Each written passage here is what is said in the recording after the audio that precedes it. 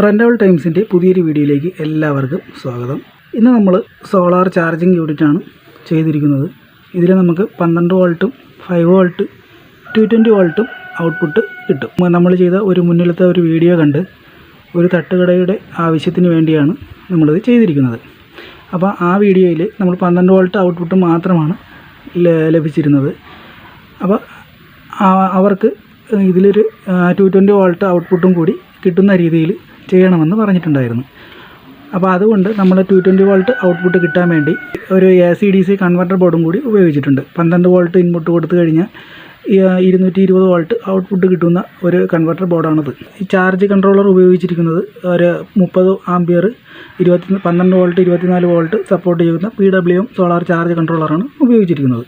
കൂടാതെ ഇതുപോലെ ഒരു ബാറ്ററിയുടെ കപ്പാസിറ്റി അറിയാൻ വേണ്ടി നമ്മളൊരു ബാറ്ററി ചാർജ് ലെവൽ ഇൻഡിക്കേറ്ററും കൂടി ഉപയോഗിച്ചിട്ടുണ്ട്. അപ്പോൾ ഇത് ഉപയോഗിച്ചിരിക്കുന്നതിൻ്റെ കാരണം ബാറ്ററി എത്ര ശതമാനം ബാക്കപ്പ് കിട്ടും, എത്ര ശതമാനം ചാർജ് ഉണ്ട്, എത്ര ശതമാനം വോൾട്ടുണ്ട്, ബാറ്ററിയുടെ വോൾട്ട് എത്ര എന്നൊക്കെ കൃത്യമായി അറിയാൻ വേണ്ടിയാണ് നമ്മളിത് ഉപയോഗിച്ചിരിക്കുന്നത്. കാരണം മഴ സമയത്ത് സോളാറിൽ നിന്നും ബാറ്ററി ചാർജ് ആയില്ലെങ്കിൽ എത്ര ശതമാനം ഇനിയുണ്ട് എന്നൊക്കെ കൃത്യമായിട്ട് ഇതിൽ അറിയാൻ പറ്റും. അതിനാണ് ഈ ഒരു ഇത് ഉപയോഗിച്ചിരിക്കുന്നത്. ഇത് നമുക്ക് ആവശ്യമാണെങ്കിൽ മാത്രം ഉപയോഗിച്ചാൽ മതി. പിന്നെ നമ്മൾ DC ഔട്ട്പുട്ട് 12 വോൾട്ട് ഇതുവഴിയാണ് കിട്ടുന്നത്. ബാറ്ററി ചാർജ് ചെയ്യുന്നതിന് നമുക്ക് കറണ്ടിലെ അഡാപ്റ്റർ വഴി ഇതുവഴി നമുക്ക് ചാർജ് ചെയ്യാൻ പറ്റും. അപ്പോൾ ഒരു പക്ഷേ സോളാറിൽ നിന്ന് ചാർജ് ആയിട്ടില്ല എന്നുണ്ടെങ്കിൽ മഴയൊക്കെ ആണെങ്കിൽ നമുക്ക് ഇതുവഴി നമുക്ക് കറണ്ടിൽ നമുക്ക് അഡാപ്റ്റർ ഉപയോഗിച്ച് ഇതുവഴി നമുക്ക് ചാർജ് ചെയ്യാൻ പറ്റും. അപ്പോൾ സ്വിച്ച് നമ്മൾ ഉപയോഗിച്ചിരിക്കുന്നത് നമ്മൾ ആ കൺവെർട്ടർ ബോർഡിൻ്റെ പവർ ഓണാക്കുന്നതിനായിട്ടാണ് ഈ ഒരു സ്വിച്ച് ഉപയോഗിക്കുന്നത്. ഈ ഒരു സ്വിച്ച് നമ്മൾ ആ കൺവെർട്ടർ ബോർഡിലോട്ട് നമ്മൾ 12 വോൾട്ട് ഇൻപുട്ട് കൊടുക്കുന്നതിനായിട്ടാണ് ഈ ഒരു സ്വിച്ച് ഉപയോഗിക്കുന്നത്.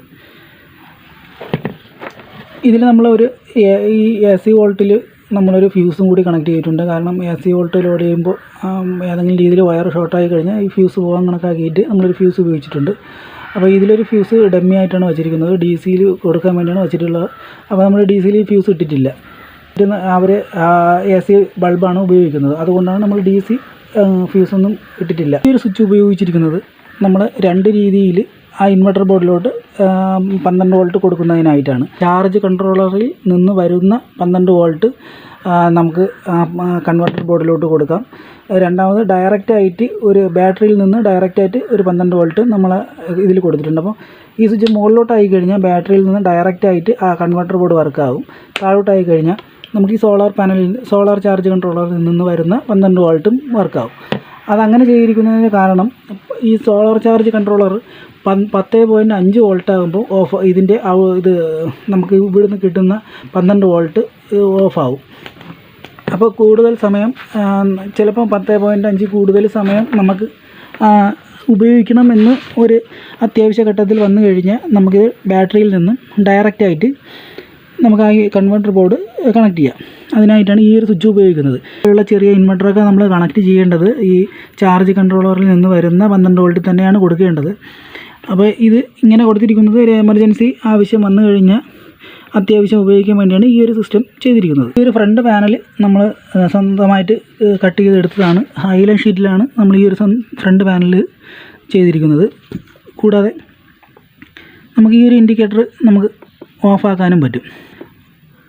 ഓൺ ഓഫാക്കാൻ പറ്റുന്ന രീതിയിലാണ് ഈ ഒരു ഇൻഡിക്കേറ്റർ വരുന്നത്.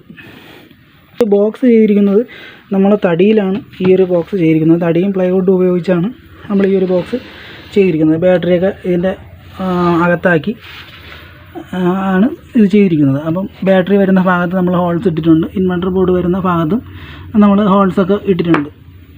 കൂടാതെ നമ്മൾ സോളാർ പാനൽ കണക്ട് ചെയ്യുന്നതിന് ഒരു നമ്മൾ MC4 കണക്ടറാണ് ഉപയോഗിച്ചിരിക്കുന്നത്. ചെറിയ തട്ടുകടകൾക്കൊക്കെ ഇത് വളരെയധികം ഉപയോഗപ്രദമായിട്ടുള്ള ഒരു സംവിധാനമാണ്. കൂടാതെ നമ്മളെ വീടുകളിലും നമുക്കിത് ഉപയോഗിക്കാൻ പറ്റും. അത്യാവശ്യം 3-4 ബൾബ് നമ്മൾ 3-4 AC ബൾബും DC bulb mobile phone charge ചെയ്യുന്നതിനായിട്ടൊക്കെ നമുക്കിത് ഉപയോഗിക്കാം. ഇപ്പോൾ നമ്മൾ സോളാർ പാനൽ കണക്ട് ചെയ്ത് ഇട്ടിട്ടുണ്ട്. അത് നമുക്ക് ഇവിടെ ചാർജ് ആവുന്നത് കാണാം. 14.3 വോൾട്ട് ആയിട്ടുണ്ട്. പാനലിൽ നിന്നാണ് ചാർജ് ആവുന്നത് കൃത്യമായിട്ട് കാണാൻ പറ്റും. ഒരു ബൾബാണ് ഞാൻ ഇത് ഉപയോഗിക്കുന്നത്.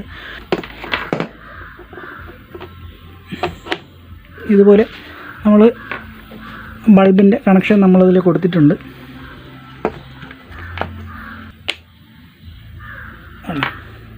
ഇത് നമ്മുടെ ഇൻവെർട്ടർ ബോർഡിൻ്റെ പവർ ഓൺ LED ആണ്. ഈ ഒരു LED അതിൻ്റെ ഓവർലോഡ് കാണിക്കുന്നതാണ്.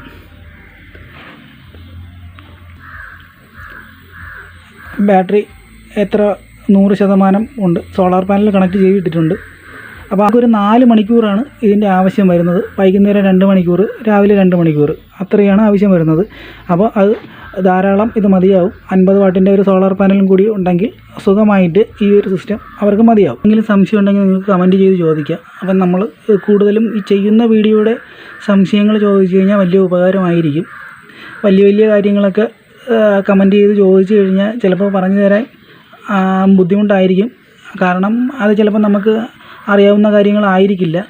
അപ്പോൾ ഇതുപോലെ നമ്മൾ ചെയ്യുന്ന കാര്യങ്ങളൊക്കെ ആണെങ്കിൽ നമുക്ക് പറഞ്ഞു തരാൻ സാധിക്കും. ഈ ഒരു സിസ്റ്റത്തിൻ്റെ റേറ്റ് ഞാൻ പറഞ്ഞിട്ടുണ്ട്. ചാർജ് കൺട്രോളർ, ഇൻവെർട്ടർ ബോർഡ്, ഇതുപോലൊരു ബാറ്ററി ചാർജ് ലെവൽ ഇൻഡിക്കേറ്റർ, അപ്പോൾ ഇതുപോലത്തെ കുറച്ച് കണക്ടറുകൾ. പിന്നെ ഈ നമ്മൾ ഈ ചെയ്ത് കൊടുക്കുന്ന ഈ ബോക്സിൻ്റെ പൈസയൊന്നും നമ്മൾ മേടിച്ചിട്ടില്ല. അപ്പോൾ നിങ്ങൾക്ക് ഈ വീഡിയോ ഇഷ്ടമായെങ്കിൽ ലൈക്ക് ചെയ്യുക, ഷെയർ ചെയ്യുക, കമൻറ്റ് ചെയ്യുക. എൻ്റെ ചാനൽ ഉറപ്പായിട്ടും സബ്സ്ക്രൈബ് ചെയ്യുക.